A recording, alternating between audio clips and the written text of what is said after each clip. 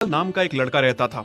उसकी सौतेली माँ और बाप ने उसे घर से निकाल दिया था। उसकी सौतेली माँ ने सब कुछ अपने और अपने बच्चों के नाम पे कर रखा था और गोपाल को हिस्से के नाम पे 3 गायें दे रखी थीं। गोपाल पढ़ा लिखा तो बहुत था, पर नौकरी ना मिलने के कारण उसने सोच लिया था कि वो अब उन तीनों गायें की खूब देख रेख करके उनसे जो दूध मिलेगा उसे बेच के अपना कारोबार चलाएगा। अब मैं बिल्कुल अकेला हो गया हूँ। गौ माता, तुम तीनों के अलावा मेरा अब कोई भी नहीं है। बस मेरा घर चलाने के लिए तुम तीनों को मेरी मदद करनी होगी। तीनों गायें बहुत ही हट्टी कट्टी और जवान थीं और रिश्ते में भी एक दूसरे की बहनें लगती थीं। चंपा, चमेली और मैना। मैना सबसे बड़ी और समझदार गाय थी। चंपा गर्भवती थी और चमेली को अभी अभी बच्चा हुआ था। वो दूध दे रही थी, जिसके दूध को बेच के गोपाल का थोड़ा बहुत घर चल रहा था। पर गोपाल को अब चंपा और मैना पे पूरा भरोसा था कि जब उनका बच्चा हो जाएगा तो वो खूब दूध देने लगेंगी और जिससे उसका कारोबार अच्छे से सेट हो जाएगा। देखा चमेली बहन, हमारे मालिक को कितनी उम्मीदें हैं हम तीनों से। हाँ चंपा, सुना मैंने, मालिक ने हमसे कितनी सारी उम्मीदें लगा रखी हैं। और उम्मीद रखे भी क्यों ना, कितना समय खर्च करते हैं मालिक हम पे और कितनी सेवा करते हैं हमारी, कितना खिलाते पिलाते हैं हमें।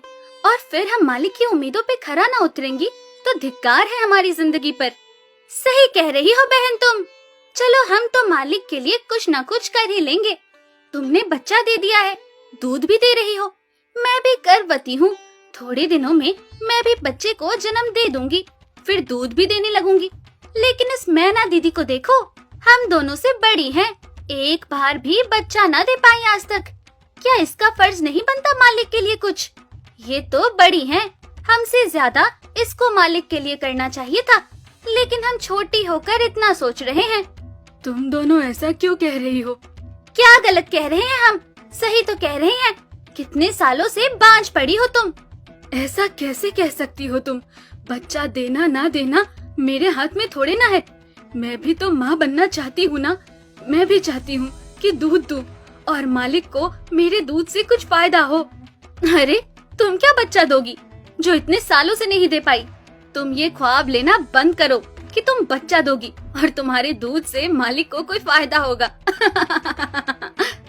दोनों छोटी बहनें बड़ी बहन मैना की बेबसी का मजाक उड़ाती हैं और उस पे हंसती हैं। इस बात से मैना बहुत दुखी होती है और रोती है कि उसी की बहनें उसको दिलासा देने की बजाय उसे ताने मार रही हैं, उसका मजाक उड़ा रही हैं। फिर एक दिन गोपाल का पड़ोसी उससे कहता है, अरे गोपाल, तुम्हारी 2 गायें तो ठीक है, एक गाय का क्या है?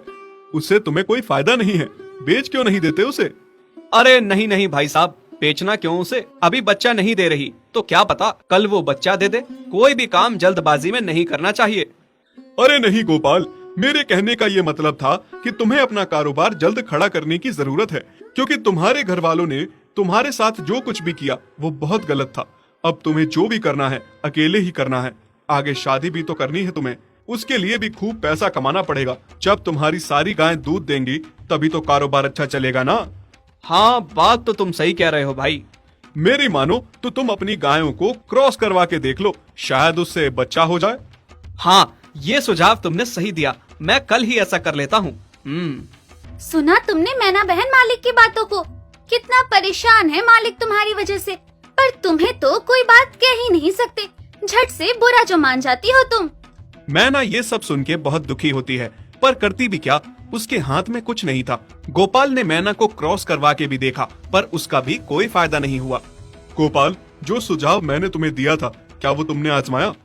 हाँ भाई, वो भी करके देख लिया, पर उसका भी कोई असर ना हुआ। ये गाय किसी काम की नहीं है गोपाल, मेरी मानो तो इसे बेच दो। मैं सोच रहा हूँ एक बार फिर से क्रॉस करवा के देखता हूँ, शायद कोई बात बन जाए। देख लो, पर मुझे नहीं लगता। देखा, इन लोगों को भी पता चल गया तुम बच्चा नहीं दे सकती, तुम बांझ ही रहोगी।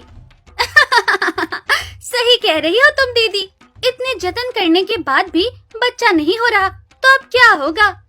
गोपाल मैना को एक बार फिर से क्रॉस करवा लेता है।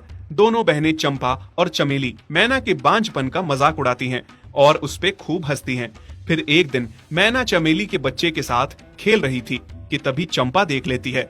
हाँ देख तो चमेली दीदी, ये मैना दीदी तेरे बच्चे के साथ क्या कर रही है?